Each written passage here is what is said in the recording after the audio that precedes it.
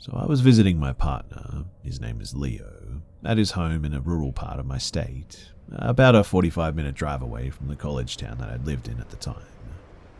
There were snow or ice advisories in place for early the next morning, and I figured that I should head back before these conditions hit. It was probably about 10ish p.m., really dark out that night, and I started on my way back home.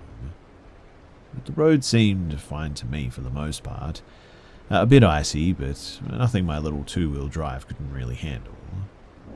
About 5 minutes out from Leo's house, I was on a very quiet two-lane, two-way, sort of hilly road with scarce lighting. But nothing inherently creepy about that, as I'd been up and down it countless times before. And well, I happened to be on the phone with Leo when I stumbled across a completely flipped car in the other lane, partially blocking my path. I was in shock and couldn't properly communicate this discovery to Leo, who was probably growing confused and concerned. Trying to be a good Samaritan, though, I almost immediately leapt out of my car, telling Leo hurriedly that I needed to investigate. I stayed on the phone, or so I thought. He could actually no longer hear me, and vice versa, as the call was connected to my car's Bluetooth pairing system. But as I approached the flipped car, scanning the scene for any crash victims, a man, old white guy, raggedy appearance, around maybe 60 years old, stumbled out from behind the vehicle. I rushed over, asked him, "Are you okay?" and began insisting on calling an ambulance, police, or anyone who could help the situation. I was a couple of feet away from him and kept an eye on the car, half expecting to glean any details of the incident and spot other potential wounded passengers. But I couldn't make anything out in the dark, and the window tints didn't help either. The man became panicked though and told me repeatedly and frantically, "Please don't call 911, don't do it, it's under control," and added feebly that a friend of his would be there soon to help. My spidey senses started to kick in at this point. He appeared completely unscathed too, while the car was certainly totaled and flipped upside down even, and he seemed unusually composed too, right up until I mentioned calling for help, that is. At this point, I imagine Leo was frantic on the phone, and I now realize the call is connected to my car speakers. I begin to sort of back away from the old dude, still totally shaken by what I'm seeing, and toward my parked car, still running. I'm probably 20 feet away from it now. As I'm backing out, the guy starts walking toward me and saying stuff that I couldn't really make out, and finally I decided to just wish him luck, and I picked up my pace, not turning my back on him, till I got to my car and was able to drive off. I mean, I really had no way of defending myself, and the situation turned very sketchy very quickly. But the worst part, though, was that as I drove past, I noticed another parked car just a few lengths behind the wrecked one. To this day, I have regrets about the whole thing. I definitely should have just called 911. There was no legitimate reason not to, but who was this guy? Was he just in shock? Was he even in a crash? Was it even his car, or was he the owner of the other one nearby? Why did he insist on not receiving help from emergency services? I don't know what was going on that night, but there was something sketchy about it, for sure.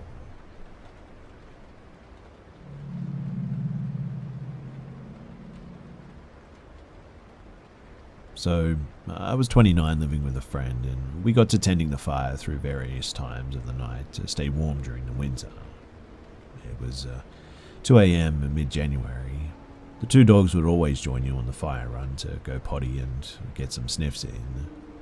From the woodpile to the fire, I'd say, is probably 40 meters, maybe more, but I'm bad at math, but not much more.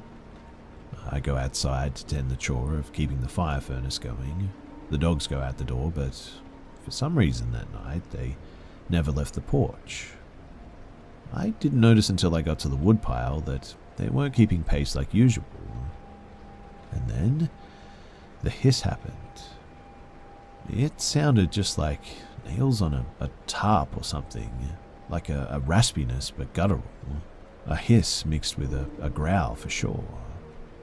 I froze for a second, realizing that the dogs were up at the porch still, not having anything to do with leaving it. So I was kind of screwed if whatever made the hiss decided that it was going to do what it was going to do. It had to be close because it was really loud, like it was on the other side of the woodpile. I only had a small load in my arms already when I heard it, so I backed up the drive towards the porch where the dogs were still and asking to go back inside. Like they were scared, and so I bailed on filling the furnace, and I just took the dog's advice to get inside while I could. I woke my friend up and told him to get a flashlight and help me with the stove because I wasn't going to go back out without him and a flashlight. When we did, there wasn't really anything that we could see, and this time the dogs were all about helping to check out the area too. I'll always trust dogs when they act scared like that, but I looked for tracks the next morning, but it didn't help. The whole area of snow was packed down around our woodpile too and driveway, so I never really got any answers, just more fear of upstate New York, I guess. But let me just reiterate that whatever this thing was, it definitely wasn't from this area. It was also big, so it wasn't like a snake or something. It was way bigger than that. In any case, all I can hope for is that whatever it was is gone.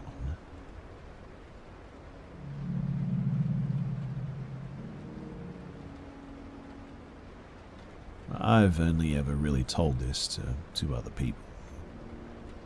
About 5 or 6 years ago, I was to live in a really small apartment downtown. My place was on the bottom floor, halfway underground, on the rear corner of the building and adjacent to the driveway that led to the building's parking lot and dumpster in the back. I got home late one night between 12 and 1. My dogs had been alone for hours, so I took them on a short walk. It was a weeknight, so everything was dead quiet and nobody was outside. As we were returning home, one of my dogs started acting weird though. Not scared or particularly excited, but just sort of completely fixated, like she'd picked up a scent or something and wanted to check it out. She even started pulling the leash, which she never did. As we got closer to the building, she frantically pulled me and my other dog towards the driveway. We always went up the driveway after walks to dispose of their waste bags and enter the rear of the building where my apartment was. So I thought that maybe she just wanted to get home for water or something. As soon as we got towards the driveway, though, she got in front of me to protect me and just sort of completely froze and stared. She was only about 40 pounds, but she was half a guard dog, and something made her alert and serious, and I took her cue, looked down the driveway, and saw something even blacker than the surrounding darkness. At first, I thought that I saw a small black dog or a raccoon, as some of my other neighbors had small dogs, and we would occasionally get raccoons in our dumpster. After a few seconds, though, I realized that it wasn't either of those things. The thing made eye contact with me, though, and started to walk towards us, and as soon as I got next to the building, I realized just how big it was, as literally stood right next to my apartment and my window. This thing was easily 4 feet off the ground on all fours, and it kind of looked like something between a wolf and maybe a bear.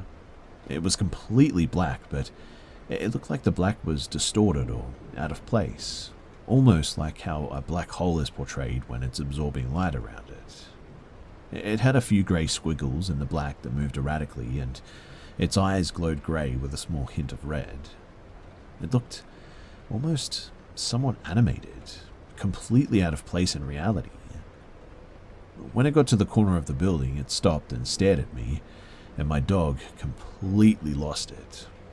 I'd seen that dog bark to protect me, bark at other dogs and cats, and bark at wild animals, but this was the only time that I'd ever seen her bark like this.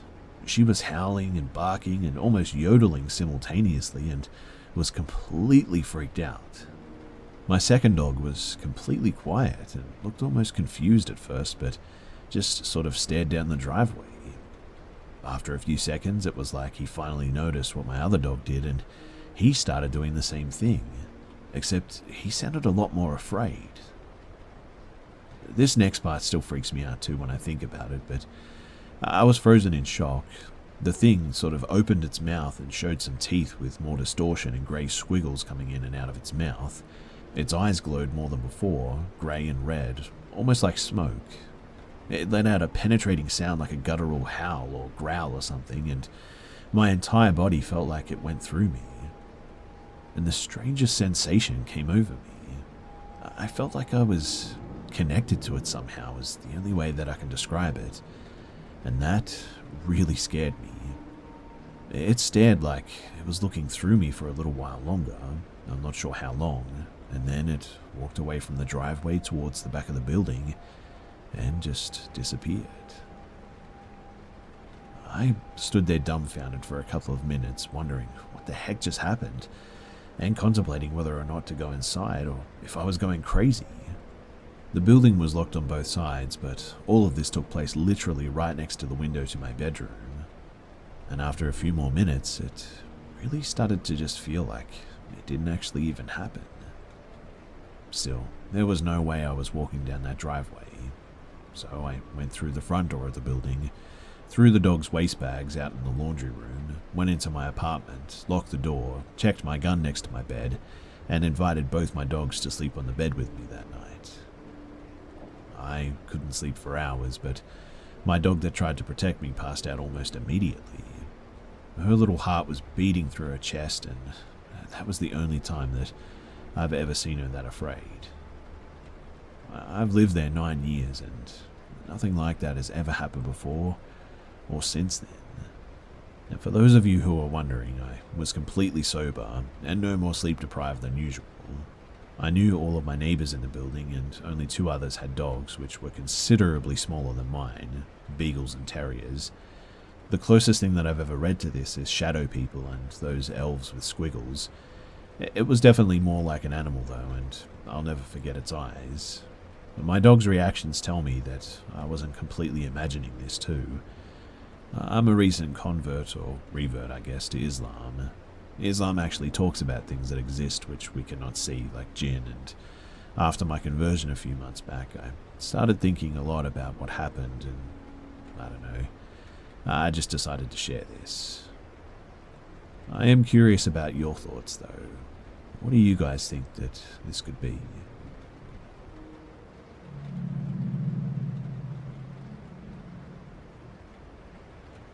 This happened this morning around 6:50 a.m. I was getting prepared for school and I get my clothes ready. My dad comes in telling me that he's going to drop off my mum at her job and he'll come back to pick me up. I say okay, and I shut my door and lock it since I need to change into my school clothes. I hear my mum and my dad walk out of the house and close the front entrance door, and about 10 minutes go by and I'm fixing my hair in my room. The door is still locked. When I suddenly hear the door handle in my room shake and turn rapidly, as if someone is trying to get in. In fact, the whole door started to shake as well. I immediately run to open the door thinking that it was my dad, and when I do, I find no one there. My dog then starts to bark in my direction, and she rarely barks. I stand there for about 2 minutes trying to process what the heck just happened, and then I hear my dad unlock the front entrance door and he walks in. But before I could say anything, he asks, "Are you ready yet?" I chose not to tell him what happened since he was mad that I wasn't ready to go. My mum also occasionally hears her name being called while she's asleep, but no one would be in her room. I've gotten a bit used to the paranormal events that happened at our house, but this one was more extreme than ever before. Do you guys think that I should be worried?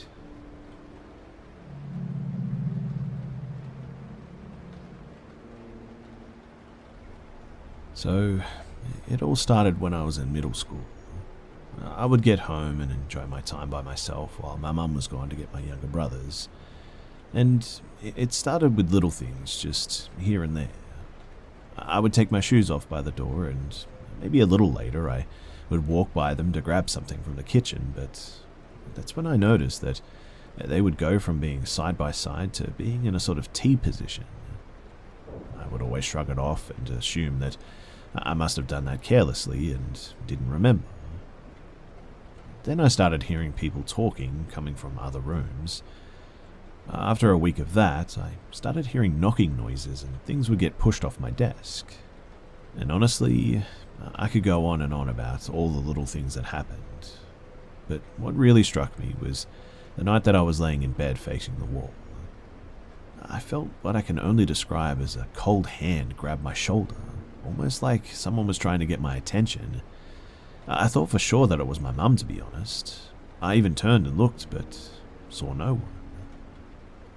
I was immediately panicked and I ran to my mum's room, and that was the first time that it really frightened me. And after that happened, I didn't see it or feel it for quite some time. Fast forward a few years later to the beginning of high school, I invited a friend over to hang out and he planned on staying the night. He ended up going home because he claimed to see the face of an old man staring at him in the mirror hung in my bedroom. After that, all the little things that were happening a few years prior, they slowly started happening again. It was manageable though. I could still sleep through the night without being bothered at the time. It kept doing like little things, moving shoes, making little knocking noises, and just general things that would make you sit there and say to yourself, oh no, that was probably just something that I did. But eventually, it seemed to leave again. A few years after that, though, I graduated and started going through the EMT and fire academy. I remember the first night it started pretty vividly, and I was laying in bed and my cat was at the foot of the bed. The hallway has a door to it and a bathroom right next to my bedroom. I was playing on my phone or something and all of a sudden heard the loudest bang come from the bathroom. It sounded like someone kicked the heck out of the bathroom door. You could hear the initial hit and the door bouncing off the wall as well. I practically jumped out of my skin and for a split second thought that it was my cat, but quickly realized that he was still on the end of my bed. That same night too, I felt someone sit down at the end of my bed and started to rock back and forth. And after that first night, it would do that every single night for the rest of my time at my mum's house. It would always sit down, stand up, and then pace around my bedroom, almost as if whatever this was anxious. And after a solid month of dealing with it nightly, I started to think that I must be losing my mind. So I told a couple of friends of mine.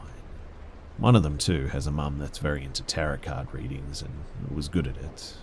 At the time I didn't believe in any of that. I was already having a hard time wrapping my mind around the fact that I was being haunted by a ghost. And anyway, even though I didn't believe in the readings, she ended up nailing a lot of the info about my grandpa that passed away when I was really young. She even described what he looked like and guessed his name perfectly. And even with me being as skeptical as I was, I quickly started to believe that she was onto something. She and another person that I met too that did readings as well both said that my grandpa wasn't the one haunting me, but instead was there protecting me from whatever this other thing was that had been bugging me. They also said that this thing has something to tell me. To this day I still don't know what it is, and that there are multiple spirits that go through that house. Taking all that info in was just crazy to me. Believable given all the things that I'd seen, but still felt crazy. Especially since I just wanted to get answers on how to get rid of it at the time because I wasn't getting any sleep at night. Well, after taking in all that info and learning how to get rid of it, I finally felt a sense of relief. I still had a lot of questions and still do, but I was relieved. I eventually moved out of my mum's and I live on my own now. Unfortunately, it never fixed my ghost problem. It seems to follow me anywhere that I go, though lately it hasn't been bad at all. I think I've just gotten used to it at this point and am no longer as scared as I used to be when unexplainable things happen. It really makes me wonder a lot of things though. Like when the spirit came and left for periods of time, where did it go? What was it that he had to say so bad? I'll probably never know, but thanks for listening.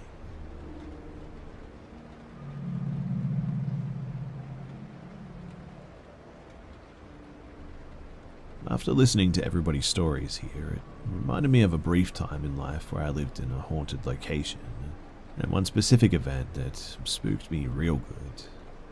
I specify location because my entire life, someone or something has been trying to do me harm, and I've had to take precautions to keep it at bay. This haunting was unrelated to that incident, or at least that's my belief. So, after arriving at my first duty station, I quickly worked to get out of the 1960s dorms and into a place of my own. I had a guy that I got along with well enough mention he and his wife were looking for a roommate, so I went through the whole process of vetting and such, and we moved in. But for various reasons, this arrangement lasted maybe 7 months. After a bit of time with no issues, I began to get that stereotypical you're being watched feeling, especially while alone. Having 2 dogs and a cat that never seemed to freak out about it put me at ease, I suppose, but a bit of time goes on and little things started happening. Things will fall or move or go missing for no reason, just typical stuff. One night we had a glass plate just randomly somehow fall out of a cupboard and smash on the floor below. Checking the cupboard and the plate supply, that's what happened, and there was no plausible explanation in sight. We began to jokingly refer to it as the ghost of the upstairs neighbor, as for months we would hear the upstairs neighbors making noises all hours, and then one day it stopped. Likely just moved out, I suppose. A friend and I began to share past experiences with unknown forces. He had had some experience with a Native American ghost out west where he came from. As for me, well, that's a whole other story. But the big event in question was on a night where he and his wife went out for a date night, leaving me with the 2 dogs and the cat. Now, until about 8 p.m, things were honestly fine.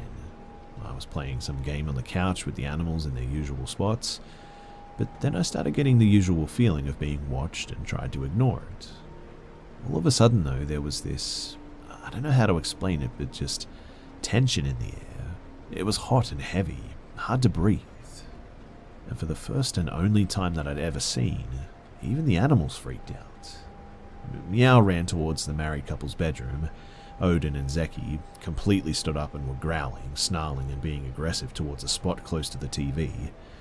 I couldn't see or feel any presence per se, but all my internal alarms were going off for some reason.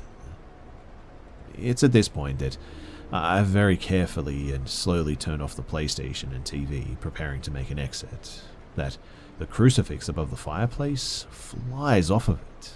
Not far by any means, maybe 2 feet where it landed from the fireplace, but when it happened, the dogs jumped back and one of them barked. I grabbed the little one in my arms and grabbed the big one's collar and started running to my room. We get in there and they both get on the bed as I'm slamming the door shut and turning the lights on. I quickly moved to also shut the bathroom door as the bathroom was connected to my room and the main living area. The big one spent the remainder of the night with his eyes locked on the door, and the little one occasionally growled but stayed attached to my hip. I called my roommates home and told them everything. They didn't appear as spooked as I was. I did think about trying to get Meow, but frankly, he liked to bite me anyway, so I wasn't risking going out there for him. I think I went around the house the next time I was alone and tried to send this thing out, but I didn't feel very confident. At the time, I wasn't all that good of a Christian. The friend was technically a Catholic, though, despite his experiences with the paranormal, was leaning towards agnosticism. His wife followed a specific form of Buddhism, I think. But in any case, the house just felt off in terms of spiritual energy. But then again, maybe I was just paranoid after the event. I'm not sure. Smaller occurrences still occurred. There was more than a few nights I kept the lights on at night, and the one other notable event was towards the end of my time there, and the couple had a child who was crying every night, and I wasn't about to have that, so in the end I just opted to move out. A short while before my departure, we were standing in the living room talking nonsense really, when the door to my room violently shut by itself. He was drunk and we were already a little bit excitable, rather than scared at the time, and this made us really sort of slap happy, laughing hysterically about the ghost of our neighbor and all that stuff. But anyway, one day I might go into detail about the things that followed me all my life, but for now, this is my story, and I hope you enjoyed it.